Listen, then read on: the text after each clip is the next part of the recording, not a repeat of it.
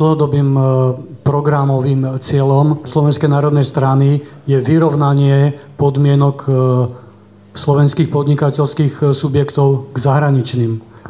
My potrebujeme dlhodobo stabilizovať a vytvoriť aj istú konkurenciu. Napríklad stimuly by som osobne podporil by som stimulmi vysokoškolákov tým, že absolventov, že štát by vytvoril podmienky na tzv. Inkubátory. Máme veľa múdrych ľudí. Poviem vám, že keď som videl, ešte ako poslanec, chodili za mnou ľudia s takými vynálezmi, ale bohužiaľ nemali peniaze na to, aby si mohli platiť nieže slovenský patent.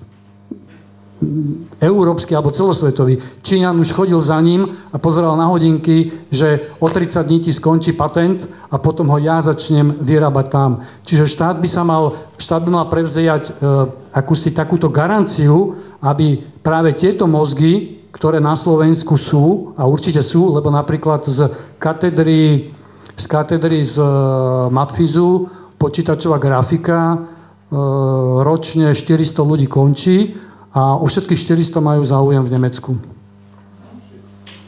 Čiže pridanú hodnotu investícií nás všetkých, za čo vyštudovali a kvalitne, zlíže smotanu niekto cudzí.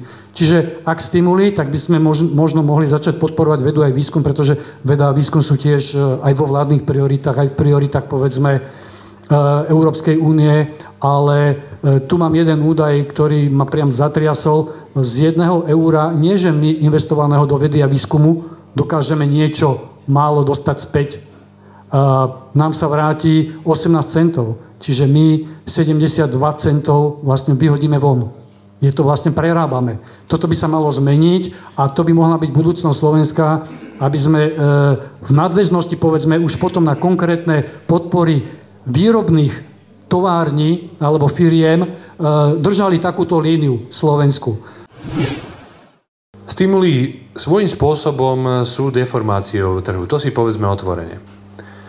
Ale pokiaľ sme v situácii, kedy nemáme dostatočne konkurencieschopné prostredie v priemysle, nemáme finančné prostriedky na to, aby sa investovalo do nových technológií, pretože konkurencieschopnosť je o tom, že dokážete vyrábať lacnejšie, kvalitnejšie ako tí druhí a predávať to. Lebo to je to dôležité. Aj tu v auditoriu bola otázka, komu by to predávali. Veď to je práve dnes to asi to najdôležitejšie. Ale predsa len tie stimuly pomohli svojím spôsobom. A tu mám trošku iný názor ako pán kolega, pretože ja si myslím, že o mnoho lepšie je dávať stimul nejakej fabrike, ktorá zamestnáva človeka, či už mladého, v strednom veku, alebo hoci kde inde, ktorý na svoje pracuje a získava skúsenosti v najmodernejších technológiách, ako ho nechať doma a posielať mu len na účet finančné prostriedky. Pretože práca má aj širší rozmer. Rozvoj človeka, spoločenský, sociologický a tak ďalej, pretože kultivuje. Takto ho práve od tých návykov oberáme. Preto napríklad aj mladých, alebo aj tých dlhodobo nezamestnaných nutíme teraz, v úvodzovkách nutíme. Im hovoríme, že ak chceš mať sociálnu dávku, musíš si to odpracovať. A nie doma len ležať a sedieť a čakať, zatiaľ čo tí ostatní, ktorí poberajú minimálnu mzdu, musia chodiť do práce a nemajú veľký rozdiel. Čiže toto je podľa mňa cieľ a my chceme v tom pokračovať a ja hovorím konkrétne veci, ktoré ste spomenuli, pán Rafaj. Práve podpora mladých podnikateľov je súčasťou našej aktivity, ktorú sme pomenovali, sú to tzv. Start-upy. Je to anglický názov niečoho, že podporujete začínajúcich podnikateľov.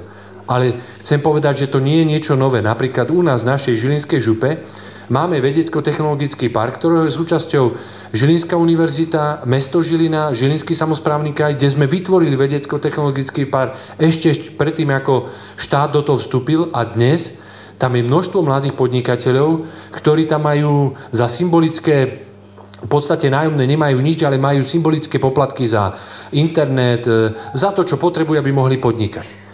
Toto je podľa mňa cesta. A ja by som aj poprosil kolegov, skúsme sa zamerať do toho, lebo vieme kritizovať, hovoriť o mnohých veciach. Ja mnohými vecami súhlasím. Dnes už je dôležité, aby sme sa na Slovensku zaberali, ako to meniť. A hľadať tie možnosti a spájali sa pri tom, ako ich robiť. Lebo v opačnom prípade, keď budeme len kritizovať, bude to mať asi taký význam ako natieranie zábradlia na potápajúcom sa Titaniku.